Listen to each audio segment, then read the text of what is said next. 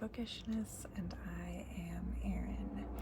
And for me, it's been 30 seconds, just enough time to change my shirt so that I can visually tell the difference between each video when I go to edit. For you, it's been a week since I posted my gay book recommendations, and now we are doing bisexual book recommendations. So I still don't know where the chip for my recorder is. We're still relying on the sound from my iPhone, and we still have an air conditioner running in the background. So there's a very good chance that I'm going to take all this time filming all of these and discover that the sound is terrible. But I'm sorry. It just is what it is. Work is overwhelming and it's hot, and this is the best I can do.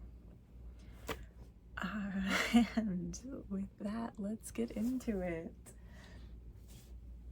So I did talk about the Bright Falls trilogy on my lesbian book recommendation video, because each of these books has one character that identifies as a lesbian and one that identifies as bisexual. But yeah, I've talked about these books a lot on this channel. They're very, very popular. I feel like if you haven't heard about them, you are probably living under a rock. Delilah Green Doesn't Care is my favorite. It is the first one. So Delilah is our lesbian, Claire is our bisexual character.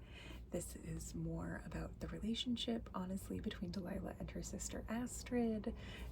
She and Claire get together fairly easily without a lot of hiccups or drama.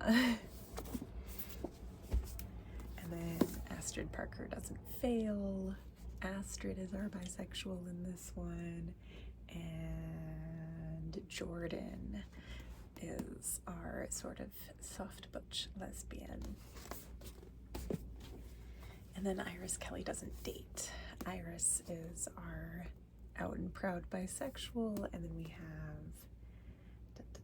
have Stefania.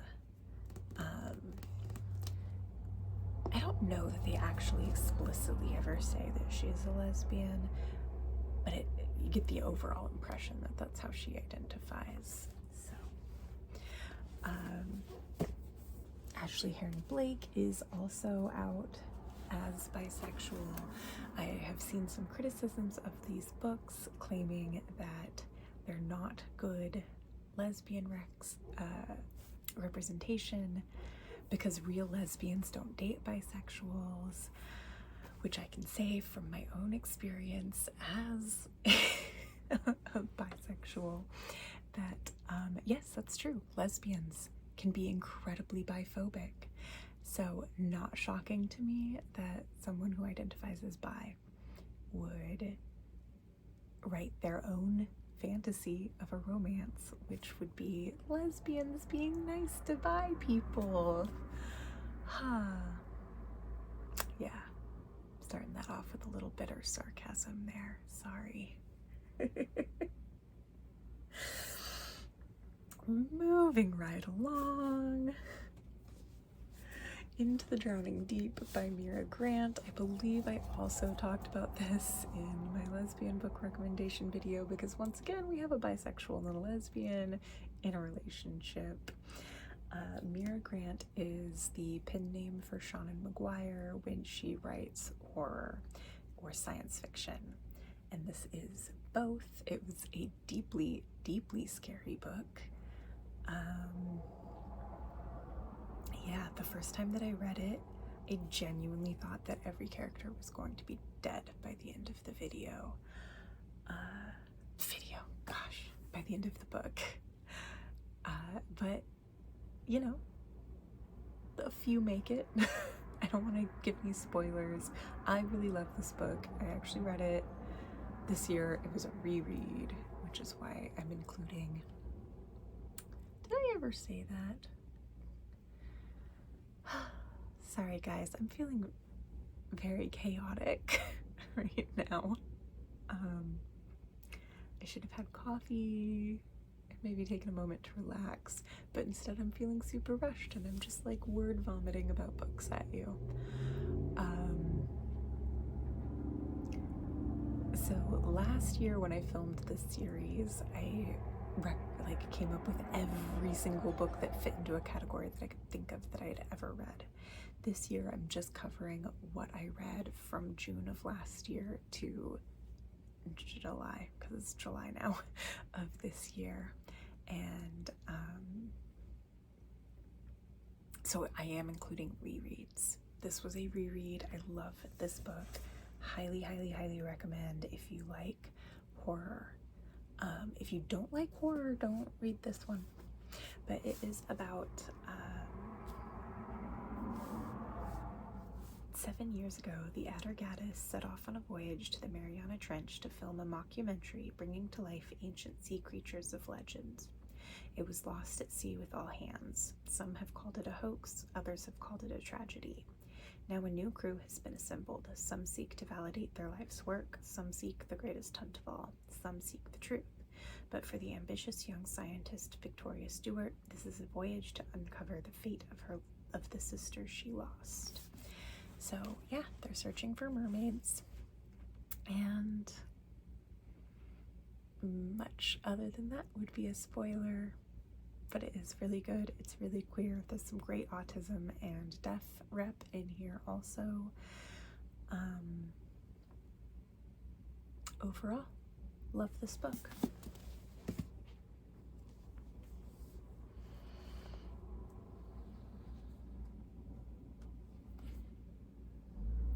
Okay, so then we have We Are Never Meeting in Real Life. That is by Samantha Irby.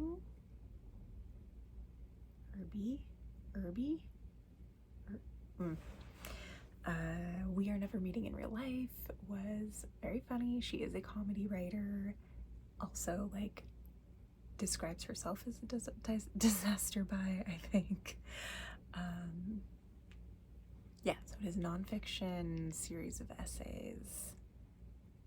I've read 3 of her books now, so I don't actually remember. Like, there's Quietly Hostile, We Are Never Meeting in Real Life, and Wow, No Thank You. I think it's the 3rd one that I've read. I've enjoyed all of them. I could not tell you what is in which book. But if you feel like reading more than one of her books, I would say read them in the order that they are published, because she becomes a stronger writer in each book. So if you start with her most recent, you're going to be disappointed when you go back. If you only want to read one, I would start with Quietly Hostile, because it is the most recent one to come out, and it is, to me, the strongest of the books. But it is fun. It's fun to watch her become a better writer over time. Silver Nitrate by Sylvia Moreno Garcia. I did not like this book. It took me so many tries to manage to finish it. Sylvia Moreno Garcia, I really loved. They're behind me. Yeah, I really loved Certain Dark Things and Mexican Gothic and The Gods of Jade and Shadow.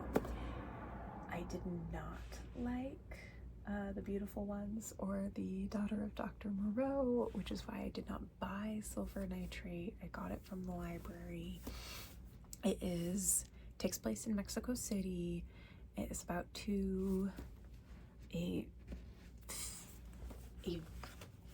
video editor. She does the sound on videos, and an actor. They're childhood friends. They both identify as bisexual, and they meet this old man who used to be a director. He tells them about this lost video. There's like occult happenings. They accidentally awaken a curse, and they have to try and fix it all. It was just too slow-paced for me. was essentially the problem. I don't do very well with slow-paced books, and I didn't particularly like any of the characters, so there was no like, I'm gonna keep reading this, nothing is happening, but I'm enjoying just spending time with these characters. However, if you like slow-paced books, or if you don't care if you dislike the characters, I would still recommend it. Most of the other people that I have seen say that they liked it, so I am definitely in the minority on not particularly enjoying Silver Nitrate. The rest of her books are straight, but I do highly recommend Mexican Gothic. It is so good.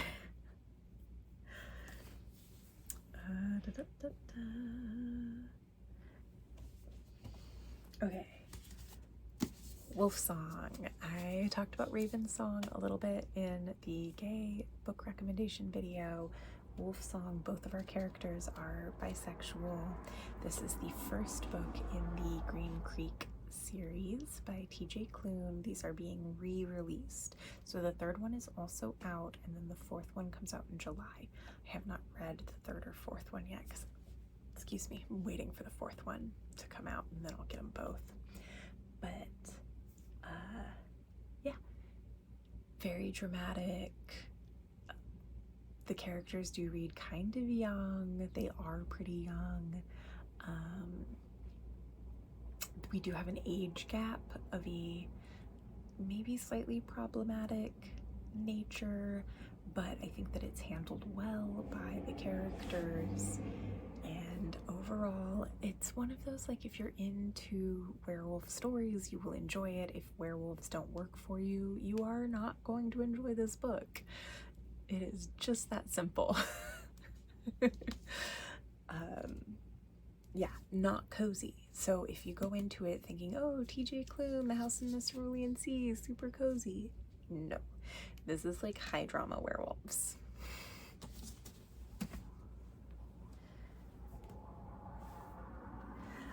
Fat on, Fat Off. That was another autobiography. I don't know. Oh, I've also completely forgotten the author's name on that one too. But if you're looking for a book, I would say it's probably more disability representation even than bisexual representation, but she is bisexual. And it was a yeah, okay, yes, I'm starting to remember more. So Fat on, Fat Off was one of the first autobiographies by a millennial that I've read, so I love the fact that we're like getting old enough that we can start putting out our own memoirs. So that was really fun for me because it was very relatable. The author is like, you know, within a year or two of my age, and so I actually knew all the things that were getting referenced, which is not common for me because I am a little bit of a pop culture ignoramus. And then the last one that I have for bisexual is I Feed Her to the Beast, and the Beast is Me by Jameson Shea. This, I think, is a debut novel. The cover is so good, like the skull in the cave there, and she's just, you know, casually floating in a river of blood. It is a horror novel, if you could not tell from the cover or the title. Our main character is a black ballerina, and she is coming up on the limits of what she is going to be allowed to achieve because of her race. And so she makes a deal with, I don't think they say it's a deal with the devil in here, but she like finds an underground cavern with a river of blood and makes a deal with an unknown entity for the power to advance her career. It's very Crossroads deal-y feeling. She gets there by following someone else. That someone else ends up dead. She's trying to solve murder. She's trying to figure out what the heck is happening, and is she in danger? It's got some pacing issues, which is pretty common, I feel like, for debut novels. But I did enjoy it. It is young adult, and it definitely, like, the super high drama with the best friend made it feel very young adults. Because adults would maybe have known that they could just talk it out and it'd be fine. They didn't need to go making pacts with unknown magical entities. That's the problem I have with a lot of young adult, is that they make decisions that are so young adult. And since I am not a young adult, some of them I'm just like, but why though?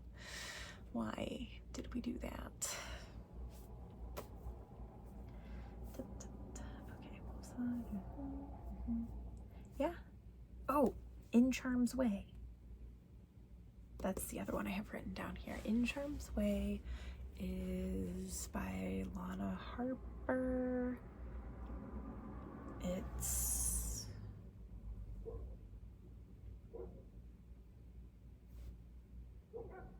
I don't remember which book number.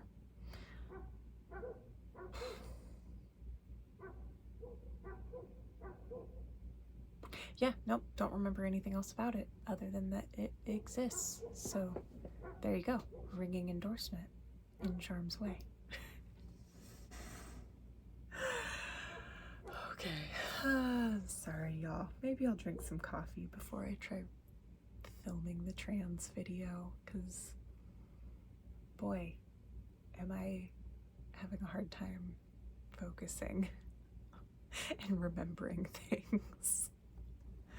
On the other hand, it's 9:30. It is getting noticeably warmer in here. I probably only have about another hour before it's too hot to continue, if I'm lucky. So yeah, that is every book with bisexual characters that I read in the last 12 months. And I think I've talked about all of them on this channel before, so that's all I have on that. If you like this video, give it a thumbs up. If you want to see more content from me, hit the subscribe button. And a week from now, I will be posting the trans/non-binary recommendation video. It'll be a week for you. It's going to be about 30 seconds for me. Have a good night. Bye.